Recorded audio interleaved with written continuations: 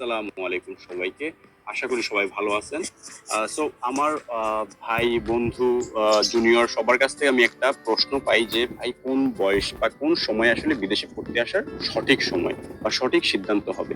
আমি কি এইচএসসি এর পরে ব্যাচেলরে বিদেশে পড়তে আসবো, নাকি ব্যাচেলর পরে মাস্টার্সে আসবো, নাকি মাস্টার্স এর পরে আর একটা সেকেন্ড মাস্টার্সে আসবো, নাকি পিএইচডি তে আসবো? ফার্স্ট থিংস ফার্স্ট, বিদেশে পড়তে আসার সঠিক কোনো সময় নেই। আপনি যেই সময়ে যেই বয়সে আসেন না কেন, যেই ডিগ্রিতেই আসেন না কেন, যেই কোর্সেই আসেন না কেন, আপনাকে বিদেশে অপার সম্ভাবনা আছে এখানে ভালো করার। আপনি যেই সময় আসেন, আপনি এইচএসসি পরে ব্যাচেলরে আসেন, অথবা ব্যাচেলর পরে মাস্টার্সে আসেন, অথবা মাস্টার্স পরে সেকেন্ড মাস্টার্সে আসেন, অথবা পিএইচডি তে আসেন, যেই সময় আসেন না কেন, আসার পরের সময়টাকে যদি আপনি ভালোভাবে কাজে লাগাইতে পারেন, ভালোভাবে ইউটিলাইজ করতে পারেন, এটা আপনাকে অপার সম্ভাবনার দুয়ার খুলে দেবে।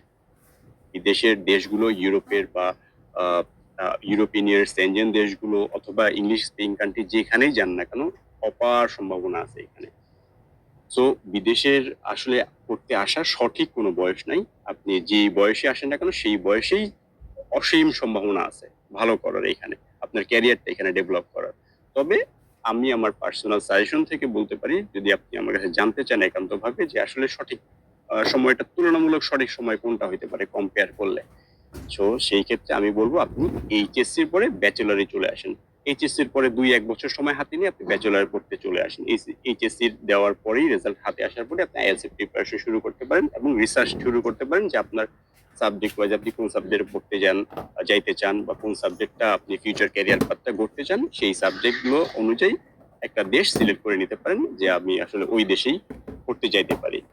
অপারেটিভলি এইচএসসির পরে বিদেশে পড়তে আসাটাকে এই জন্য একটু আগায় রাখবো যে আপনি যদি এইচএসসির পরে বিদেশে পড়তে আসেন, তাহলে আপনি একটা ইয়াং এজে থাকবেন, আপনার পরিশ্রম করার শক্তি সামর্থ্য অনেক বেশি থাকবে, আপনার ব্রেইনটা ওয়েল ডেভেলপ থাকবে। সেই সময় যদি আপনি বিদেশে পড়তে আসতে পারেন, আপনি যেই দেশে যাবেন সেই দেশের কালচার সম্পর্কে বেশি জানার সুযোগ থাকবে, অনেক সময় পাবেন, অনেক সময় নিয়ে ল্যাঙ্গুয়েজটা অন্তত শিখতে পারবেন। যদি ইউরোপের কোনো দেশে আসেন, তাহলে প্রত্যেকটা ইউরোপের দেশের স্ব ভাষা আছে, আপনি সেই সব ল্যাঙ্গুয়েজ গুলো শেখার সুযোগ পাবেন, সংস্কৃতি বোঝার সুযোগ পাবেন, এবং যেটা আপনাকে পরবর্তীতে পিআর পাওয়ায় হেল্প করতে পারবে।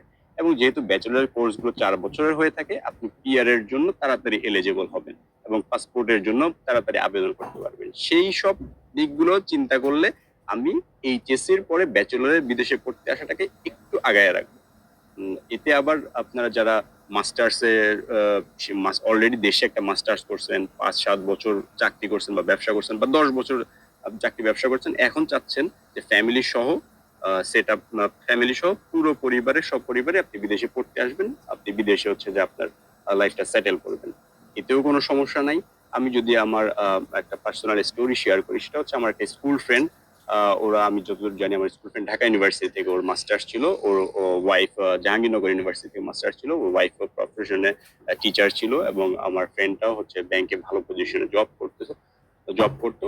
ওরাও এই সময়ে ওদের মাস্টার্স এর 5-7 বছর পরে এসেও সিদ্ধান্ত নিল যে না, সপরিবারে আমরা বিদেশে চলে যাব, যেহেতু একটা সেফটি সিকিউর লাইফ চায় সবাই, এবং একটা উন্নত পরিবেশ তার জেনারেশন, তার বাচ্চাদেরকে মানুষ করতে চায়, এবং বিদেশে যে সুযোগ সুবিধাগুলো আছে, এবং বিদেশে একটা ডিগ্রি নেওয়ার পরে যে ক্যারিয়ার পাথটা ওপেন হয়, বিশাল একটা সম্ভাবনা ওপেন হয়, এই অপরচুনিটি গুলো যেন মানুষ ইজিলি গ্র্যাব করতে পারে, সেই সব চিন্তা করে আমার ফ্রেন্ডও চলে আসতেছে।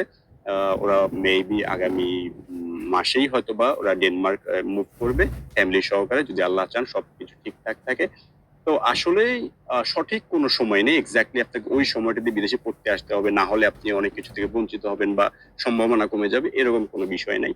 আপনি যে কোনো বয়সেই, আপনি যে কোনো ভাবেই, যে কোনো ডিগ্রির কোর্সেই আপনি বিদেশে পড়তে আসতে পারেন, সেইখানেই অনেক সম্ভাবনা আছে। আপনি এইচএসসির পরে ব্যাচেলরে আসতে পারেন, ব্যাচেলরের পরে আপনি মাস্টার্সের পরে সেকেন্ড মাস্টার্স অথবা পিএইচডিতে, যেই সময়টাতেই আপনি আসেন, আসার পরে আপনি যদি দ্রুত কোপ আপ করতে পারেন দেশের সাথে, বা যে দেশে পড়তে যাচ্ছেন সেই দেশের সম্পর্কে আপনার একটা ভালো ধারণা থাকে, তাহলে আপনি অপার সম্ভাবনা এখানে আছে, আপনি নিজের ক্যারিয়ার পাথটাকে অনেক দূর নিয়ে যেতে পারবেন, এবং অনেক এবং আপনি সফল হইতে পারবেন।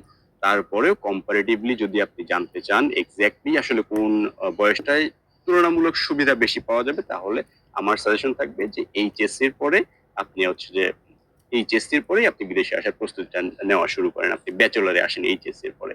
এইচএসসি পরীক্ষার রেজাল্ট যখন হাতে থাকবে বা আপনি কোথাও ভর্তি হইলেন, 1 বছর যাক, সমস্যা নেই, আপনি আইএলটিএস এর প্রিপারেশন নেন ধীরে ধীরে। এরপরে রিসার্চ করা শুরু করেন যে আপনি কোন সাবজেক্টে পড়তে যেতে চান, কোন দেশটা আপনার জন্য কনভেনিয়েন্ট হবে, কোন দেশটা আপনার জন্য ভালো হবে, কোন দেশে সুযোগ সুবিধা ভালো দিচ্ছে আপনার সাবজেক্ট ওয়াইজ। এবং আপনার যে বিদেশে পড়তে আসার ক্ষেত্রে তো অবশ্যই আপনার একটা বাজেট লাগে, ফিনান্সিয়াল স্টেবিলিটি কতটুকু আপনার আছে এবং কোন দেশের সাথে আপনার বাজেটটা ম্যাচ করে, সেই সবগুলো নিয়ে রিসার্চ করা শুরু করেন এইচএসসির পর থেকেই। এবং আপনি হচ্ছে যে এইচএসসির পরেই ব্যাচেলরের জন্য চলে আসেন। ব্যাচেলরে আসলে একটা সুবিধা হয় কি, হাতে অনেক সময় পাওয়া যায়। যেহেতু ব্যাচেলর কোর্স গুলো 4 বছরের হয়, 4 বছর সময় যদি একটা দেশে মানুষ থাকে, সেই দেশের ভাষা সম্পর্কে যায়। যেহেতু ইউরোপ ইউনিয়নে যদি আপনি আসেন, এখানে সবারই নিজস্ব আলাদা আলাদা ভাষা আছে, আপনি এই ভাষাগুলোর সম্পর্কে জানতে পারবেন, শিখতে পারবেন। এবং এই দেশের যে কোনো যে দেশের কালচার সম্পর্কে আপনি জানতে পারবেন, যেগুলো আপনাকে পরবর্তীতে পিআর পাওয়ায় অনেক হেল্প করবে। এবং যখন আপনি পাসপোর্টের জন্য আবেদন করবেন, তখন আপনাকে এগুলো অনেক অনেক ভ্যালু অ্যাড করবে।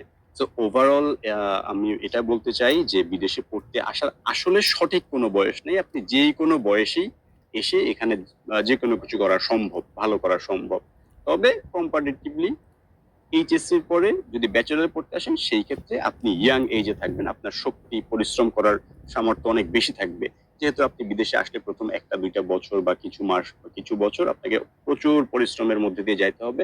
লাইফটা এসেই আপনি প্রথম অবস্থায় স্মুথ একটা লাইফ পাবেন না। প্রথম অবস্থায় আপনি অনেক পরিশ্রম করবেন এবং অনেক পরিশ্রম করার পরেই আপনার ফিউচার লাইফটা স্মুথ হবে।